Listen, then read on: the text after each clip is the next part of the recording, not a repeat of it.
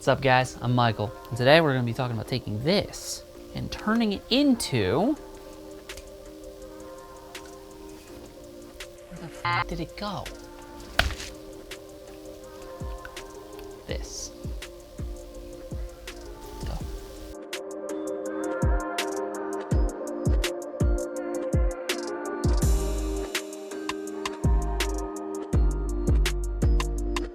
So specifically what we're doing today is we're going to be taking a vintage Canon FD lens and modifying it to a more modern standard. Now, to do this, what we're going to be doing is exchanging the mount from an FD mount to a more modern EF standard. We're going to be declicking the aperture.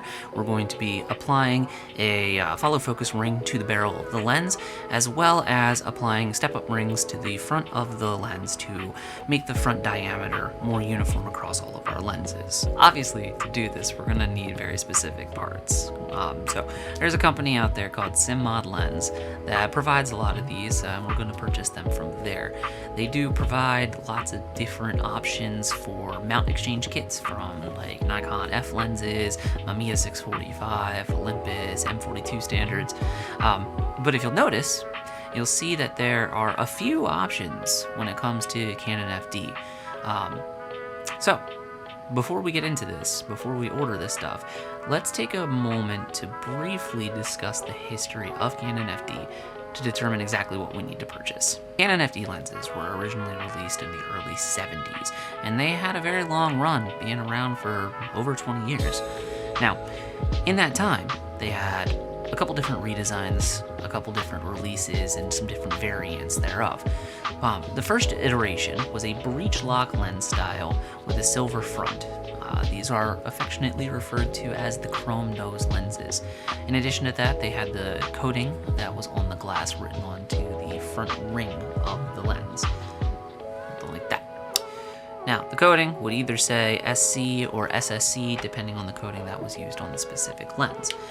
This continued through a couple of the different iterations, and this would be a second iteration of the breech lock style, where put the lens in, and then the silver ring twists and locks the lens to the body. So this is the part that moves and locks it in place. That is called a breech locks lens. So towards the end of the 70s, Canon began advertising what they referred to as the new FD. Now the new FD lenses we refer to as NFD. These NFD lenses had a couple different changes while still maintaining the integrity of the FD mount. First, they all, with very limited exceptions, have the SSC coating, but it is no longer labeled on the lens. It's advertised in their instruction manuals and different material at the time. The second thing that they did is they continued to utilize the more traditional bayonet style mount, but instead of being a breech lock, the entire lens twisted to lock into place. So it didn't have that separate breech lock style to lock it on. We mention this because the lenses that we are going to be converting today are NFD. So we need to make sure that we buy the appropriate kits to mod NFD. Alright, so first thing we're going to do is we're going to make sure we select the NFD exchange kit to EF. Once we're inside this screen, we're going to pick our focal length and our aperture value to make sure we have selected the proper lens. It'll also give us the choice of changing our aperture control system if we would like. I know I'm going to go with the dampened control system because I like the smoothness of it and the way it pulls.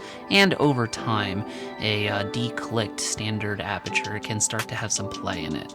Last thing, make sure that you type in yes, that you are okay with doing this mod and that you are taking responsibility for it, because it's pretty easy to fuck up a lens. So, if you do, not my fault, not their fault, don't come blaming anybody or come crying to anybody, do this at your own risk.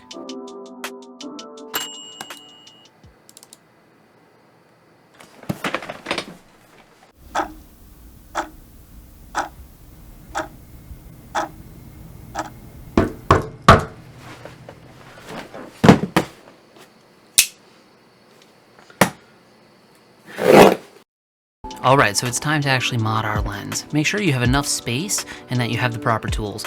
I also would recommend having something like a tray, like I'm going to use this lid for here, to keep the screws captured and organized, because we'll have to reuse some later.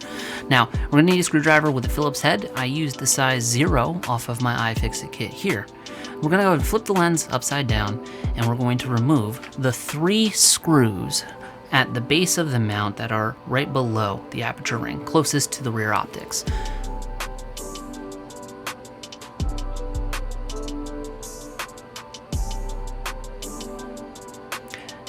Now once all 3 screws are out, we're going to go ahead and remove this silver retaining ring on the inside of the mount. Alright, I use a little iFixit pry to take it off, and then once that's off, we're going to twist this rear plastic piece to disengage it and lift that right off as well. This shows a lot of the internals of the lens. Now here, we're going to remove all 4 screws that are inside. Make sure that you save these screws, as these are the screws that we're going to use to reattach the EF mount.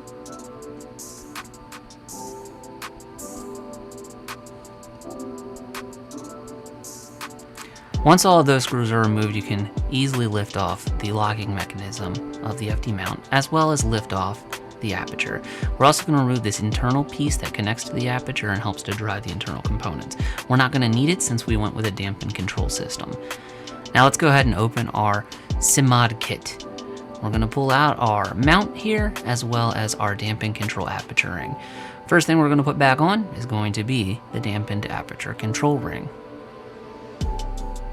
Now there's a slot on the aperture control ring that's going to slot onto a metal, we'll call it bayonet, that sticks up in the lens. You have to make sure that that engages in the slot on the dampen control ring, or you will not be able to actually pull the aperture.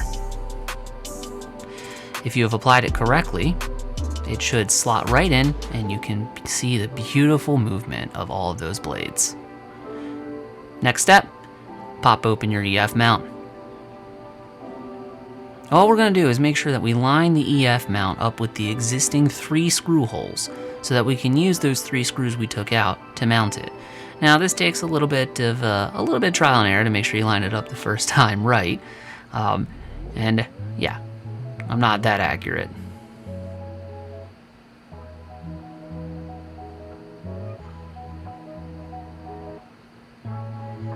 Once you have it lined up, just press it down to snap it in place and put those 3 screws in.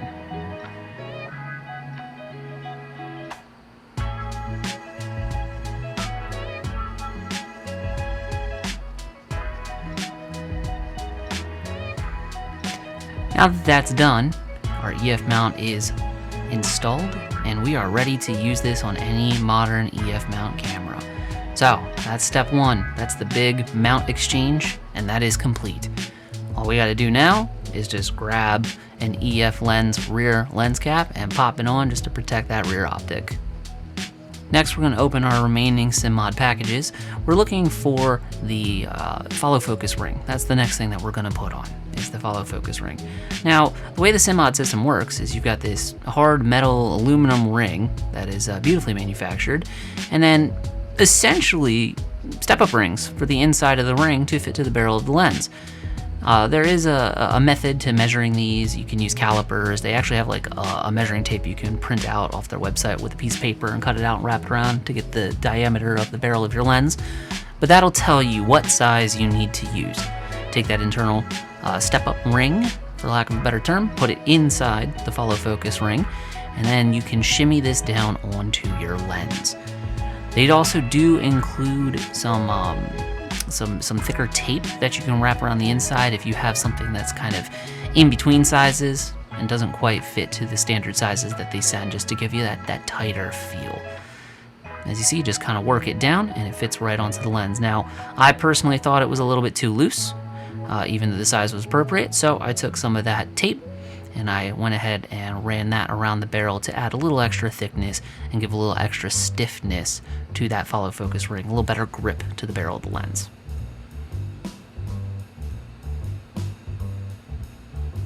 With the tape applied, the follow focus ring goes right down, right back into place, but this time it's a much snugger fit, and I have no concerns or issues that there's going to be any play or slippage when focusing with the follow focus.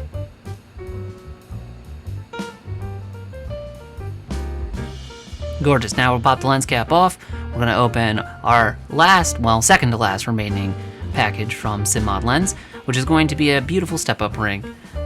very well crafted, that's going to step it up to an 80mm on the outside, 77mm on the inside. So this is a 77mm filter thread, but 80mm outside for like matte boxes and the like. Additionally, we ordered a custom-made lens cap that fits right onto this stepping ring. It just slips right in place. Our own little custom design that we made using some different purple lights shining on the front of a lens. Snaps right in place, and that is one completed FD to EF converted lens, ready for cinema and still image use.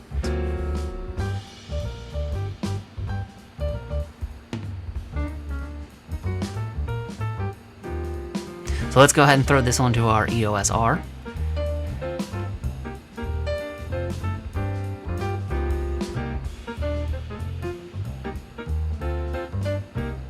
Boom. EF FD lens, ready to go. And you can't really see it on the glare, so cool, thanks.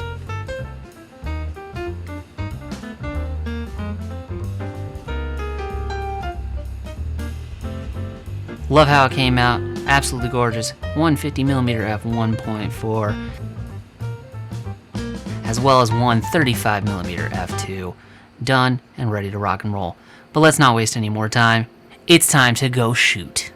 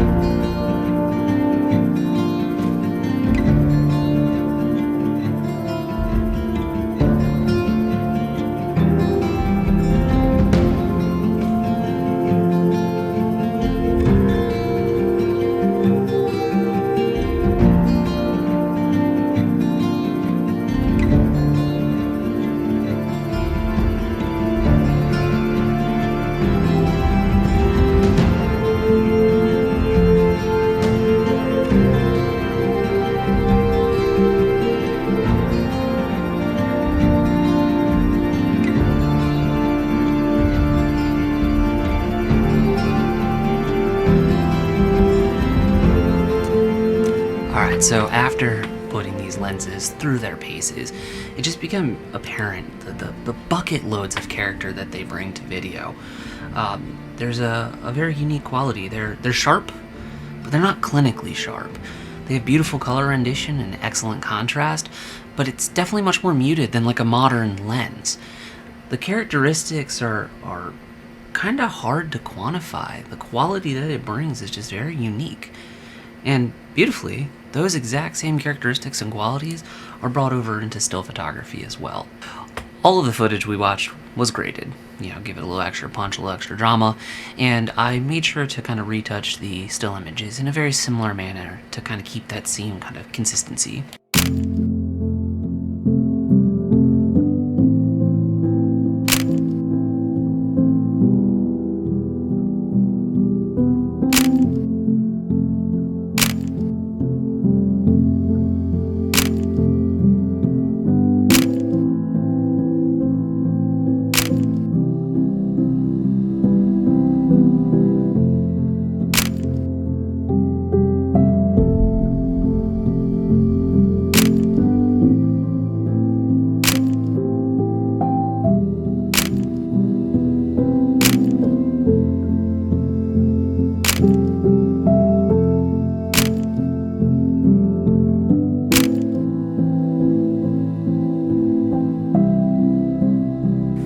One thing I love about these FD lenses when it comes to still images is how beautifully they work for portraits. They render skin in a very flattering manner. It's sharp, it's in focus, but it's softer and smoother, so there's better transitions. Honestly, it's a lot more forgiving than modern lenses, where if the makeup is even slightly off, you have to spend more time retouching it. It just beautifully captures natural skin tones in a way that is very flattering and easy to work with. Now, interestingly enough, I will mention that with the 35 has a little extra unique kind of characteristic to it. When I looked through the lens and when I spent a little extra time playing with it, I noticed that there's some kind of haze or fungus or mildew on one of the more internal optics. It makes the images a little bit extra soft, a little extra dreamy, but the one thing that I can't get over is what it does at night. It does this fantastic thing where the light, any light in the scene, like street lamps or headlights or anything, kind of blooms and creates this really beautiful halo. And personally, I love it. I absolutely love it. Alright guys, well that's gonna wrap us up for today. I hope you found it educational, informative, or at the very least entertaining.